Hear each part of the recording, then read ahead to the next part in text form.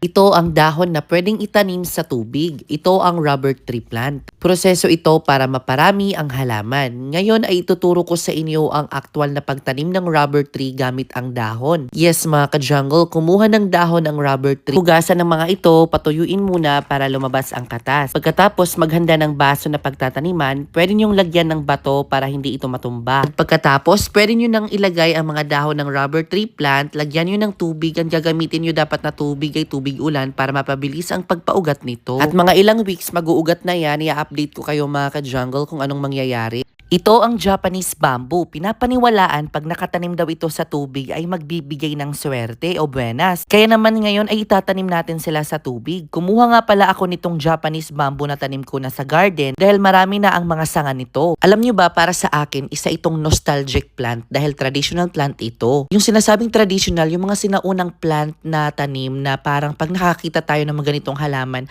naaalala natin yung mga memories dati. At ayan na nga, nilagay ko na sa base at makalipas ng ilang araw ay mag-uugat at napakaswerte nitong halaman na ito.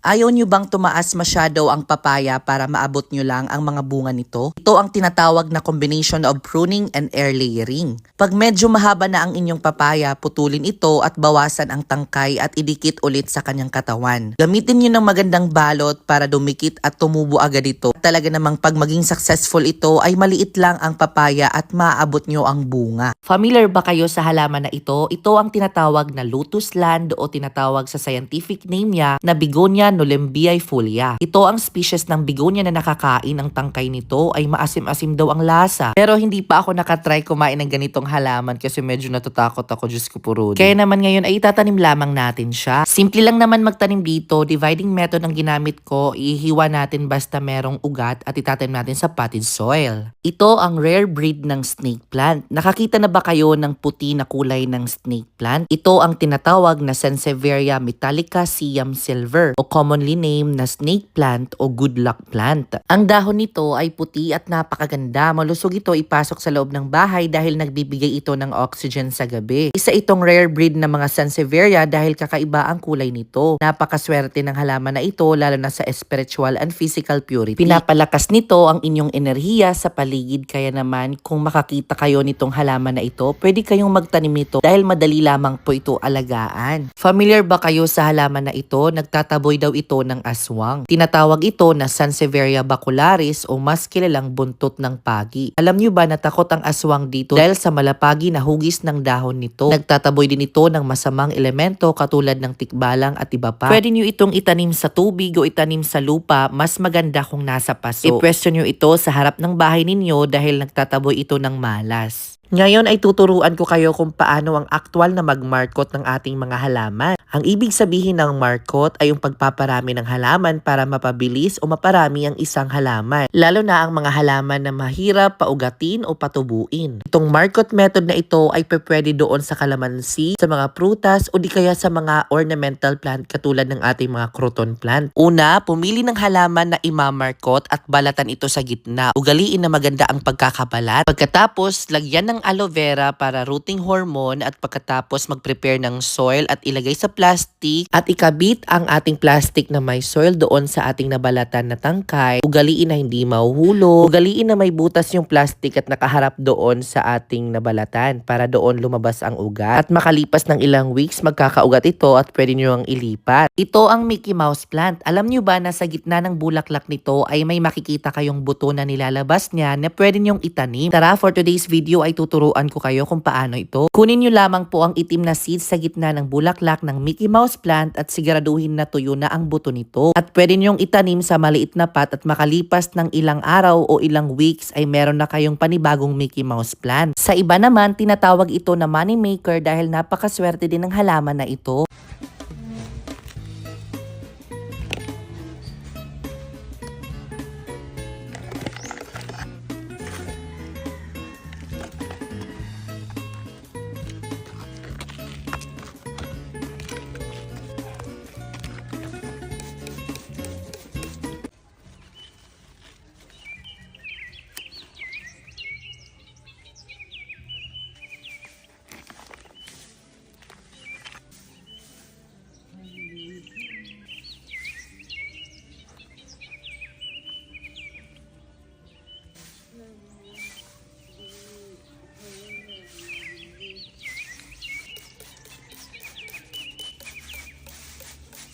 May mga halaman ba kayo na magumagapang at gusto niyo itong mapaganda? Tara, tuturuan ko kayo kung paano magtanim ng halaman sa coco pole. Ang mga halaman na gumagapang katulad ng mga Manjula pothos ay maganda kapag nakalagay sa coco pole dahil mas dumadami at lumalaki ang mga dahon ng ating mga pothos plant. Ang itinanim natin today ay ang Manjula pothos. Isa itong variety ng pothos na maganda ang dahon dahil nangingibabaw ang puti niya sa dahon. Una, ang gagawin natin ay lalagyan natin ng loam soil sa pot. Dapat medyo kaunti lang muna. At ilagay ninyo ang pole sa gitna at lagyan ito ng mga bato sa gilid. Kahit papano ay may susuporta. At lagyan ito ng soil ulit at pagkatapos ilagay na ang halaman na gusto mo. At idikit sa pole ang halaman gamitin ng zip wire para masecure ang halaman sa pole para dumikit ang mga ugat nito. Napakaganda nga ng ating nagawang halaman ngayon. Pwede nyo itong i-display sa garden at sa bahay ninyo dahil swerte din ito.